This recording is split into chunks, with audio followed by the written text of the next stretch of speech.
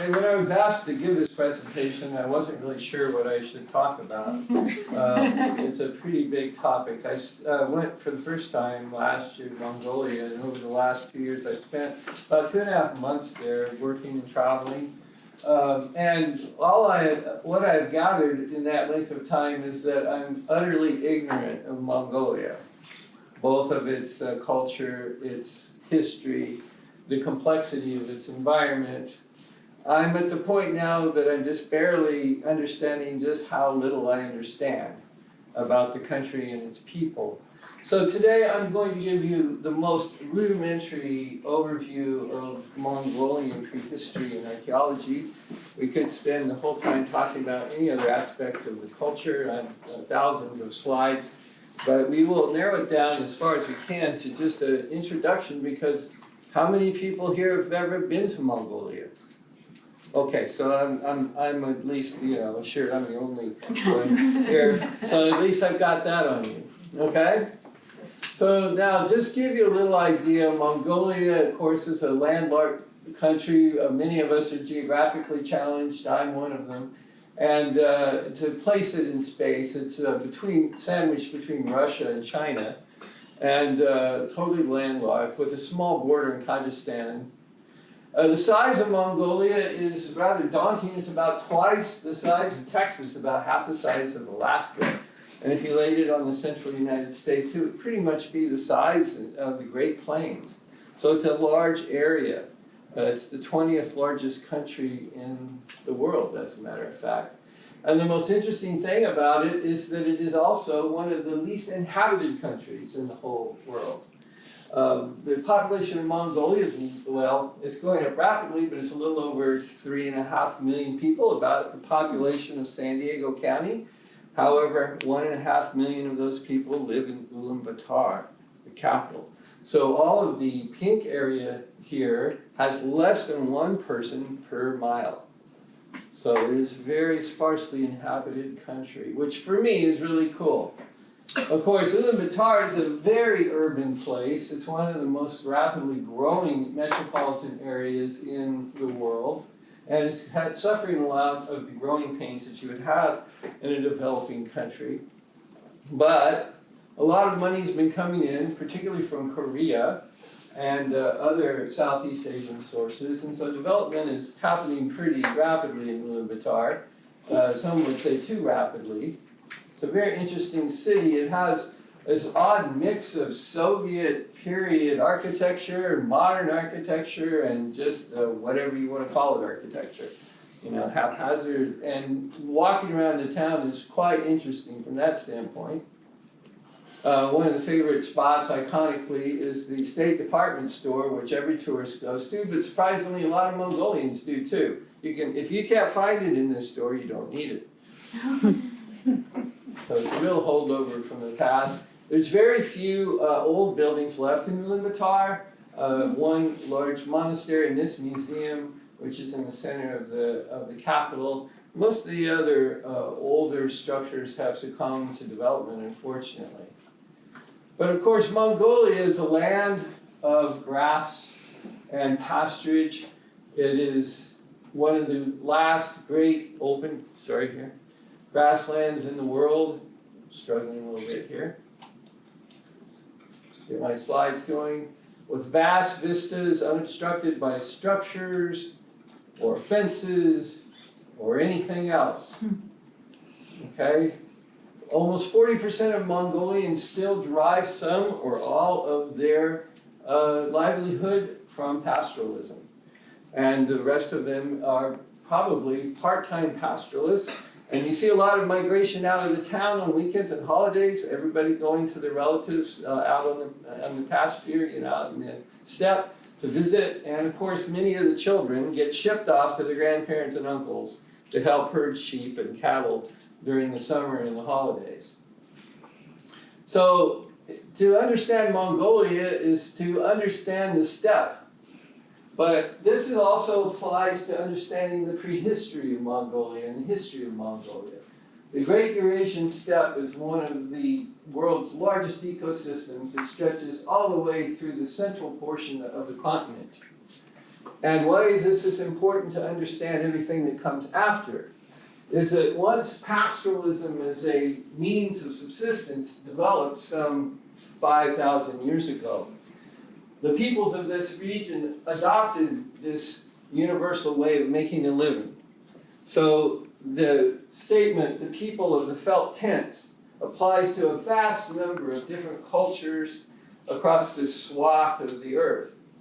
And this also provided a highway for people to move back and forth from Asia to Europe, for culture to move back and forth, for goods and services to move back and forth. This became one of the central economic engines of the ancient past. And this is not a viewpoint that's often referred to or spoken about in Western schools. Now, if you travel in Mongolia today, some things haven't changed much. There are paved roads between the larger cities, but there aren't very many of them. For most of your travel in Mongolia, you'll be following tracks like this one, which are, at best, recommended routes. Okay? And though you do want to pay attention to the signs that you find off the side of the road, which just have arrows, right? That point you to where you want to go. Because if you do stray from the recommended routes, you'll find out soon enough why they're recommended. Okay? So people have traveled these routes for millennia and for good reason. Plus, if you want to find the bridges, you better follow the route, okay? Because the bridges are scattered about, seemingly at random, but I'm sure they aren't. Now, Mongolia has made great strides to preserving this grasslands and natural heritage.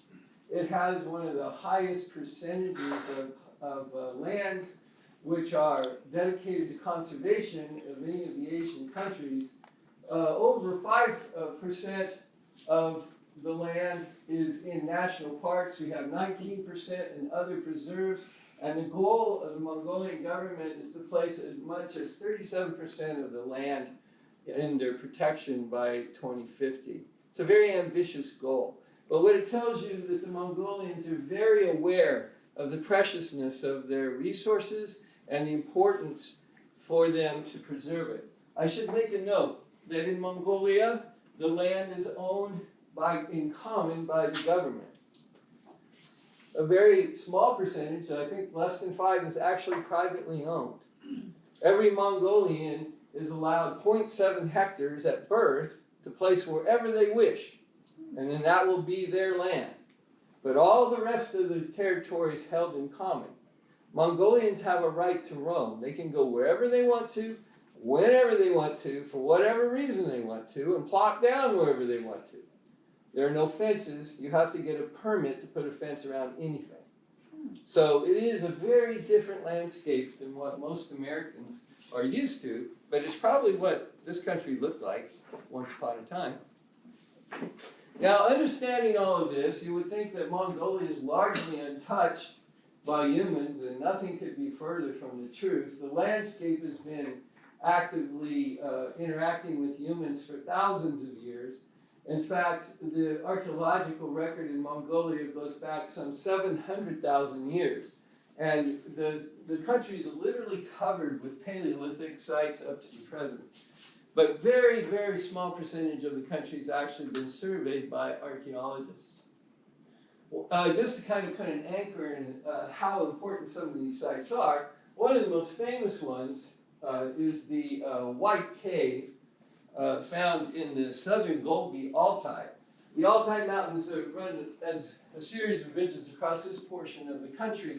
This area in general is called the Gobi. The famous Gobi Desert is down here. This is the Gobi Altai, the southern western mountains, which are tall and dry, as opposed to frozen and wet. So this cave, and I've stolen this picture from the researchers, this cave has 500,000 years of continuous occupation.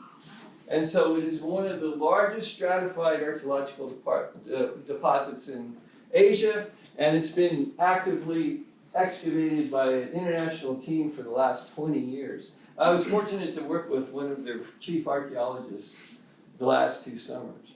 So I got an earful about this site. Now, Paleolithic occupation is attested to by lots of other open-air sites, but particularly by the famous Mongolian rock art. There's some amazing rock art. This particular site overlooks a vast valley in central Mongolia and is covered by thousands of petroglyphs. You can see here this rock is literally incised with thousands of petroglyphs here, ranging from the prehistoric to the Mongol period. And in fact, which I found just amazing, if you stop and look at this, we have several woolly rhinos incised into this rock. Now, the woolly rhinos went extinct 14,000 years ago in this region. So this is probably the oldest rock art I've ever seen. And you can imagine the ancient people sitting up on top of this ridge, looking down into the valley, watching the herds go by. Now, this is near Mount Bindir, which is a sacred site to the Mongolians and covered with archaeological sites. Also, a site of one of the more important ovos in Mongolia. These shamanistic monuments mark important geographic features that the local people have marked as important either historically or spiritually. And you can hardly find a more spiritually important point than Mount Bindir. And so these flags, of course, are adopted originally from Buddhists, but they are definitely of shamanistic purpose here.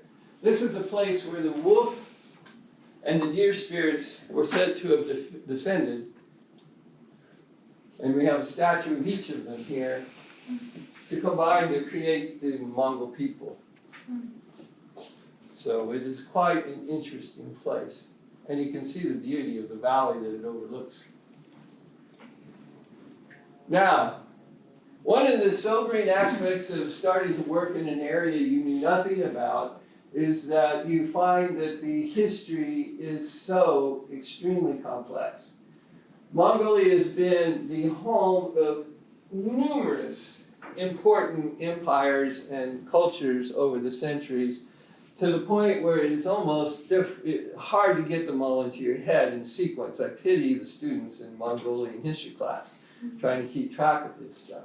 But you can see over the centuries that we've had just one empire after the other, each one dominated by a particular ethnic group, but all united in a similar economy and a similar relationship to the periphery. But archaeologically, the most interesting thing about this is that there's very little evidence of any of them. You can walk across the country and see no trace of most of these great empires and peoples that were there.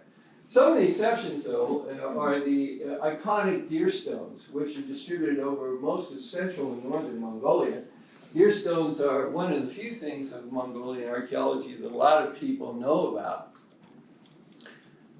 There are these large slabs, and here we have one at Kentai Sum. Sums are like counties in there. And you can see that we have a large obelisk here that's been carved on each side in bas relief.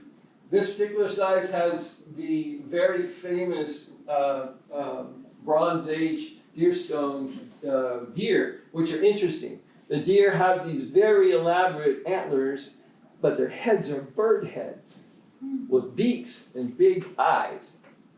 Now, these deer appear over and over and over again in Central Asian iconography, and in fact are almost certainly the origins of the famous Scythian deer that a lot of people are familiar with. Now, many of these deer stones stand by themselves, and you'll come across them just sitting out in the middle of these valleys. But this particular one is associated with a series of mortuary monuments, which is also common. And so these are kind of site markers. One side, I forgot to mention, of the deer stones usually has an anthropomorphic carving with a head and belts and accoutrement hanging down from the belts. And then the obverse side, which is facing west, will have the moon. So there's some definite complex symbolism going on with these items. Now, the deer stones are ubiquitous across many portions of Mongolia, as I stated, but they are concentrated in the center and the north. This is in the Orkhon Valley, which is a huge river valley that runs down through the eastern portion, just in front of the Altai foothills in Mongolia. The Orkhon Valley is the birthplace of many, many civilizations, or I should say empires, over historical empires. And it has the largest concentration of deer stones and associated tombs in that portion of Mongolia. This is a UNESCO site where we have this dozens, I think there's 40 different tombs associated with deer stones at this location, and elaborately carved slabs. These all date to the Bronze Age, the 3rd millennium or so BCE.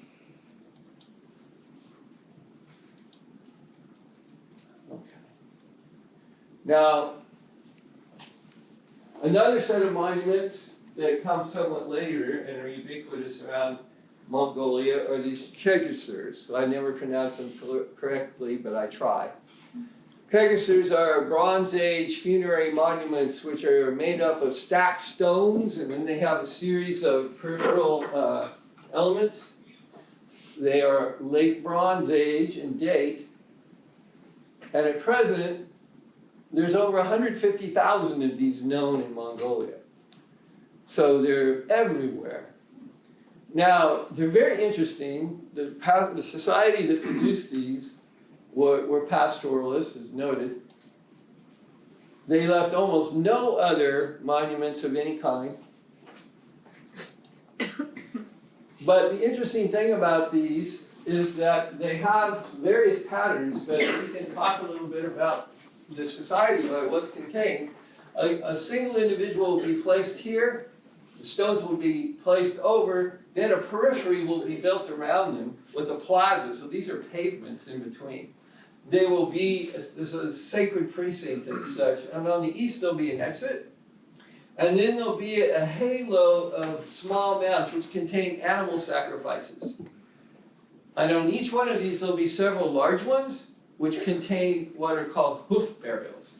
So horses would be carefully slaughtered and skinned, and their skulls would be placed upon a bundle of their skins, and their 4 hooves placed in anatomical position. And so the horses will be placed around the outside in a symmetrical pattern. These are thought to represent chariots, which were the ways that people at this time period used horses. They weren't used primarily for riding, but for pulling carts. And so this was a cart that's going to take the person into the afterlife. It's amazing just how many of these there are. Following on them, one of the more ubiquitous kinds of sites that we find in Mongolia belong to what's so-called slab grave culture. Okay, by now we're talking about much later, okay? About 1100 BC to about BCE to 300 BCE. So I don't have a lot of pictures of these. These slab graves, though, are just everywhere. You can hardly drive anywhere in central Mongolia and not see these off the side of the road. So one individual, maybe 2, usually don't have any grave goods associated with them. But slab burials are everywhere. Local archaeologists think that they're associated with the Proto-Turkic groups. And following up on the theme of early Turkic Khanates, the Khanates that arose in Mongolia during the 6th century of the Common Era also were focused on the Orkhon Valley, once again, keep coming back to that area, and left almost nothing behind in terms of monumental architecture except for the funerary monuments. And these are called Babal graves, and they're really interesting. They consist of a central slab grave, and then trailing off to the east, there will be a string of funerary statues sometimes anthropomorphic, sometimes animalistic. Here's the main slab. And they'll go off on an eastern tangent from the main grave. This particular one in the Orkham Valley, this line extends a kilometer. There's over 500 monuments in this line. And they contain each one of them either a sacrifice or a member of that person's clan who was actually buried there. Now, the question is where some of these individuals were killed as retainers when the person died or not. I'm not sure if that's been established. But these are all over the place. Some are large, some are small, and mark an entire segment of Mongolian history. Now, most people, when they think of Mongolia, think about this gentleman, Genghis Khan, and the great Mongol Empire. And there's lots and lots of monuments to Genghis Khan in Mongolia, all over the place. In fact, it's just almost it's an industry in Mongolia to set up memorials to this guy. But what I found out that was interesting about Genghis was not just his military exploits, but the singular fact that he was the first person to unite the Mongolian steppe peoples.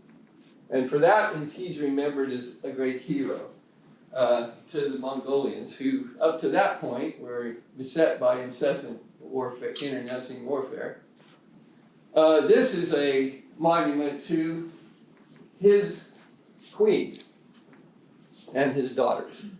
One of the interesting things about the Mongolian Empire was that it was largely held together by the women. People don't think about who was running the show while the guys were all off conquering the rest of the known world. Well, the women were running the show. They actually were in charge of the kingdoms. They were in charge of the divisions of the kingdoms. They were the most powerful people in the empire. And so this particular monument is built out in the middle of nowhere. Is built as a hat, one of the royal hats that the royal women would use. And yet they have pictures of many of the more prominent individuals, his daughters for the most part, and of course the very last of all the Mongol queens. Does the headdress look familiar? Star Wars. Now quickly, I guess I'm running out of time. One of the things about the Mongolian Empire is it also did not leave much behind. This monument is to the summer residents of the greatest empire in the history of the earth. And there's nothing there because it was a series of small shops and centers and was abandoned during the winter and only returned to. If you were to find the Khan, you would find him and his household at the base of this mountain at certain months. And then they wouldn't be. And the same applies to Karakorum, where there's nothing left but mounds. The greatest city of the greatest empire is simply surmounted by an abandoned, well, very spectacular monastery, which was destroyed by the Stalinists in the 1930s, mostly. Okay, I'm out of time. I was going to talk about our excavations where we actually took students to Eighmey, a park in the southern part of Mongolia, a very rugged place with really violent weather.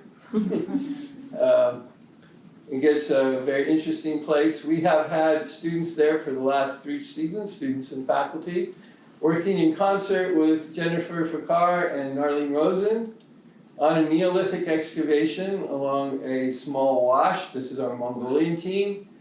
Some of the best archaeologists I've ever worked with. These people are the top of the top individuals in terms of what they do. It's a drainage is an example of some of the materials that we've been finding. It's Neolithic, and we're interested in the origins of the pastoralism that started this whole game in the beginning, some 5,000 years ago. A little slide of the area, and just quickly then, a couple shots. I'm not allowed to explain or go over too much of this because it's in publication. Okay, but I'm just going to give you the overview of the site. This, what you're looking at, is a whole series of hearths and ovens and living surfaces dating back about 5,000 years or so. below it on the creek bed, over the side of the cut bank, we have more structures, which are contemporaneous. So they're building up on top of the creek bank and then down at the bottom as well. These hearts are filled with stones after they're used, and that's how we found the site. They were poking out of the surface.